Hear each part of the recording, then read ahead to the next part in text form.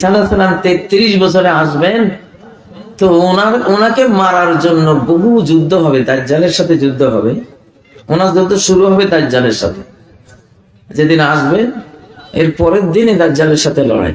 তো ওনার নিঃশ্বাসটা, চোখের দৃষ্টি যত দূর যাবে নিঃশ্বাস তত দূর যাবে। বলেন, একজন ঈসা আলাইহিস সালাম এখানে যদি কানাইঘাটের এই হাওর বাওর বিলের কিনারে দাঁড়ায়, তাহলে তো এইটার দৃষ্টি অন্তত 20 কিলোমিটার যাবে, 30 কিলোমিটার যাবে। ওনার নিঃশ্বাসও ওই পর্যন্ত যাবে। এটা একটা মিসাইল, একটা ক্ষেপণাস্ত্র। এটা কি একটা ক্ষেপণাস্ত্র। এবং এই 30 কিলোমিটারে যত শত্রুর গায়ে নিঃশ্বাস রাখবে সব লবণের মতো গলে ওখানে পানি হয়ে যাবে। ভাই, ইমানদারের যে কি দিছে আল্লাহ তাআলা, ইমানদারের দেখেন, উনি একজন মুমিন বান্দা, আল্লাহর প্রিয় বান্দা, ওনার নিঃশ্বাসের এই পাওয়ার। আপনি কি জানেন আপনার নিঃশ্বাসেরও এরকম পাওয়ার আছে? ওনারটা হলো 24 ঘন্টা। আর আপনি যখন দুঃখী হন, মজলুম হন, তখন যদি একটা লম্বা নিঃশ্বাস আপনি ফেলেন, আল্লাহু আকবার, তখন এই দুঃখ ভরা নিঃশ্বাস আপনার ওই জালিমকে নাস্তানাবুদ না করে সে ছেড়ে দিবে না।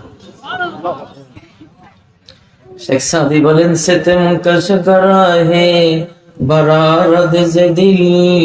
মজলুম যদি হৃদয়ের গভীর থেকে একটা আহ শব্দ বের করে, জানাদ সুজে উ শলাদার আবগিল, এর লেলিহান শিখা পানির মধ্যে আগুন জ্বালাই দিতে পারে। এটার এইরকম ক্ষমতা। নবীজি বলেন, ওয়াত্তাকি দাওয়াতাল মাজলুম, মজলুমের বদদোয়া সবসময় বেঁচে চলবা। তার কোন মজলুম যাতে তোমার অভিশাপ না দেয়, আর কাউকে তুমি জুলুম না করো, সতর্ক থাকবা। ফাইন্নাহু লাইসা বাইনাহু ওয়া বাইনাল্লাহি হিজাব, আল্লাহর মাঝে আর মজলুমের মাঝে কোনো পর্দা নাই। সরাসরি এটা আল্লাহর কাছে যায়। আল্লাহ তাআলা দুয়ার খুলে রাখছেন, তার মাঝে আর তার সৃষ্টির মাঝে দরজা, গেট খোলা রাখছেন, যে ও আহ ও চিৎকার দিলে সরাসরি আল্লাহর কাছে এটা যায়। সুবহানাল্লাহ। ও ভাইরা, দর্দ দিল কে ওয়াস্তে পয়দা কিয়া ইনসান কো।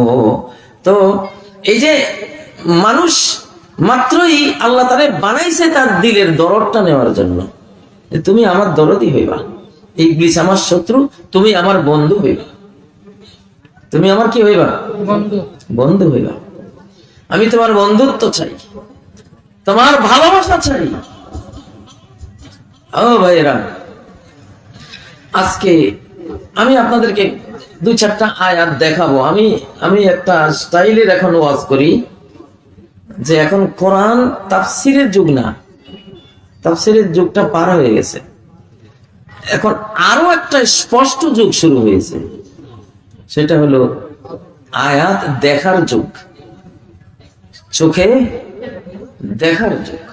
কোরআন আপনি দেখবেন, কোরআনের আয়াত দেখবেন, কিভাবে আয়াত দিয়ে বিশ্ব গড়তেছে, মানুষ গড়তেছে, সমাজ তৈরি হচ্ছে। আয়াত কিভাবে অপরাধীকে শাস্তি দিচ্ছে, আয়াত কিভাবে মুমিনকে সাহায্য দিচ্ছে, আপনি চোখে দেখবেন। এখন দেখার যুগ। কিসের যুগ?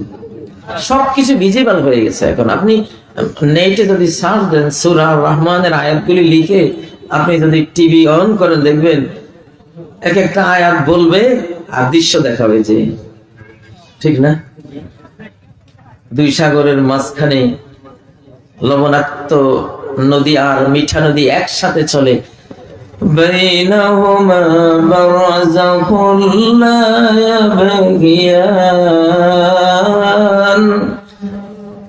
মিঠা পানি লোনা পানি একসাথে যাবে, একটার সাথে মিশবে না। এখন আপনাকে এটা দেখাবে, আপনাকে এটা দেখাবে, টেলিভিশনে দেখাবে, যে দেখো, যে এটা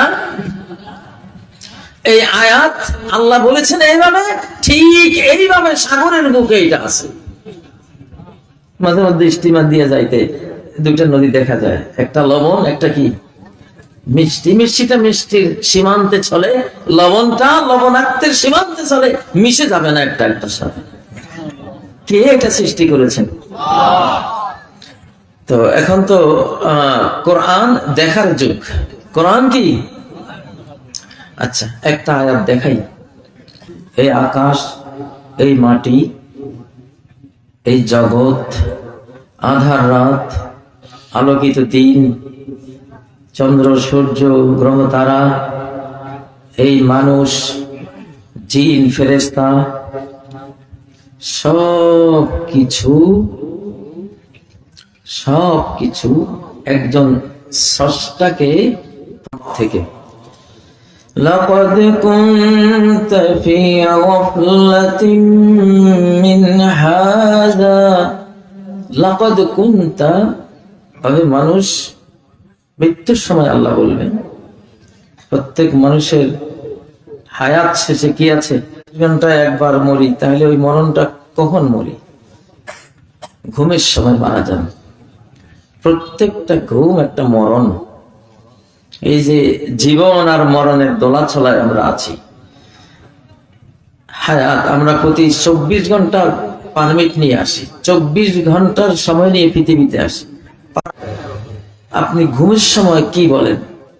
ঘুম যাওয়ার আগে দোয়াটা কি করেন?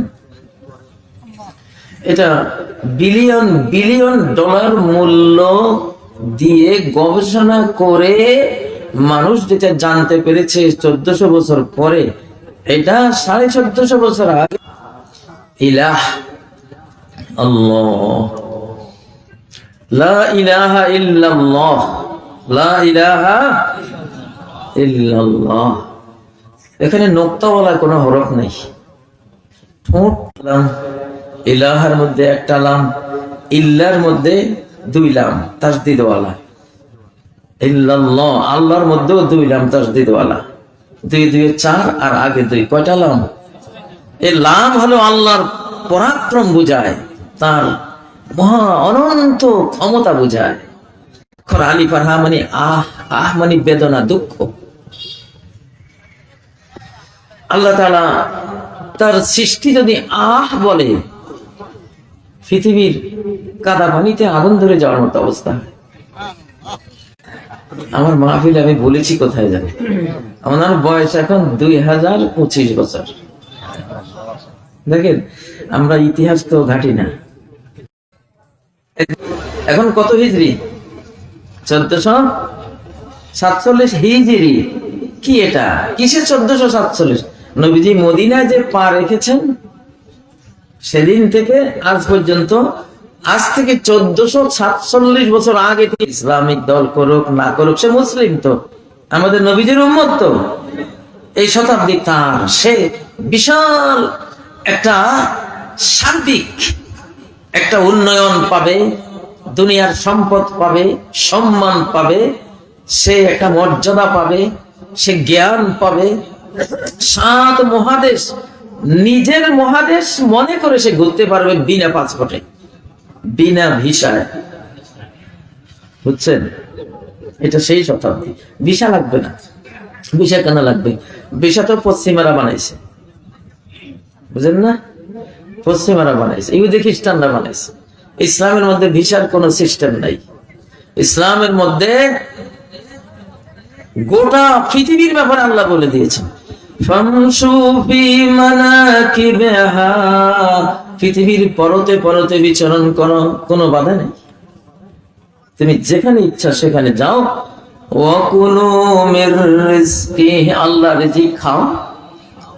ওয়া ইলাইহিন নুশুর, আল্লাহর দিকে তোমাকে ফিরে যেতে হবে। এখন সাইবেরিয়ায় বরফ পড়ে গেছে, সাইবেরিয়ার হাজার হাজার কোটি পাখি সব বাংলাদেশের দিকে আসতেছে।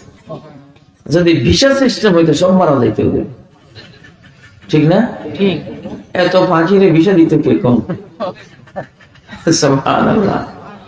হ্যাঁ, আল্লাহর পাখির ভিসা নাই, তা মানুষ হলো পাখির চেয়েও আল্লাহর সম্মানিত সৃষ্টি, তার কেন ভিসা লাগবে?